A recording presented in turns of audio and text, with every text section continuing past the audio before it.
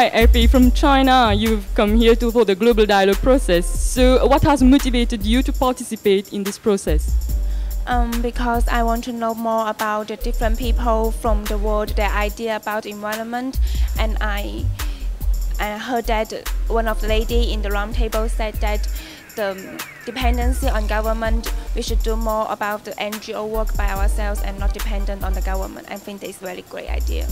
So have you enjoyed the process? Is it something concrete for you? I think the process is very great, and I learned a lot from that. And I think if there is more time we can share with the other people, it's great, because we will want to share the idea because other people from the table and not only my table. I want to change more times. So the process, is it simple enough to be adapted in China also? I think it's very simple and very easy to let people to understand what they need to do and the other people's idea. I think if I bring back China, it's a very great idea. Thank you very much. Hi, Megat from Egypt.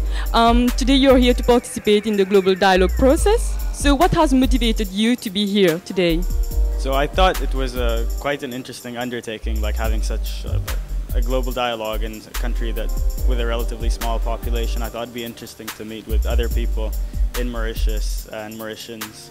I thought it was quite interesting that they could garner like so many nationalities in one room and on such a short notice too. Like I don't know how long this has been in the planning stage, but it was quite interesting to see so many people come together in one room and discuss the same thing. So do you think this process is successful for sustainable development in Mauritius or either any part of the world? I think it's definitely a good first step. It's a good process to get people together, to get people talking, to get people to connect, and like I've taken a couple of business cards, I've met a couple of people. It's definitely a good first step. Obviously there's more that needs to be done than this, but it's a really good first step. So you mean the process is simple enough to be adapted in Egypt also? Yes, definitely. I think it's a good model. Like the whole conference was structured very well. Good activities, good breaks. Everything went very smoothly. I think it's definitely something that can be easily copied to wherever it's needed, really. So you're going to share it in Egypt with the local residents? Definitely. If I can manage to set this up in Egypt or anywhere else, I'd go for it. Hi Shashank, you're from India and you're today in the global dialogue process. How did you learn about this event? We all are part of AIESEC. We came here for a project here, internship called Painted Green, where we have to sensitize primary school students about sustainability. So our project leader, the president, she told us about this Rio Plus 20 global dialogue, and we all registered for this event. Did you like the process? Was it a concrete one? Yeah, it's actually a concrete one because I've been to previous dialogues, like not exactly global dialogue, but the ones called MUN and all.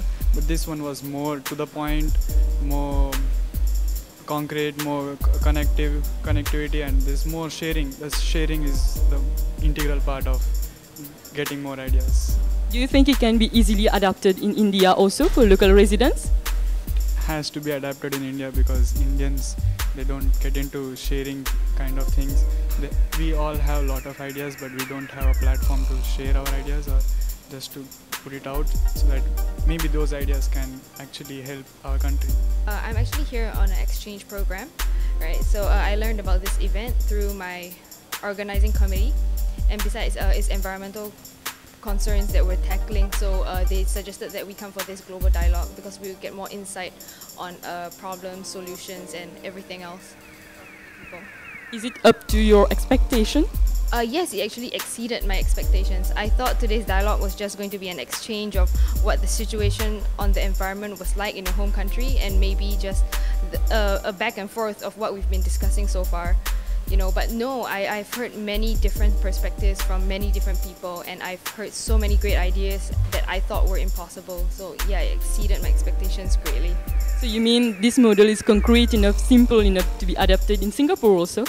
Yes, definitely. I actually admire this so much. I really hope that one day in Singapore we will be able to organize something like that. did you think that it was something childish or something very concrete and can be implemented at a very high level and meet the sustainable development needs? I think some childish things can be very concrete at times. So while some people may think it's childish, on the higher level it really works. And some of the children have some great ideas at times. So that's one thing that we've learned from this global dialogue, is that children are the future and their ideas matter a lot. So this model can be very easily implemented in the other countries also?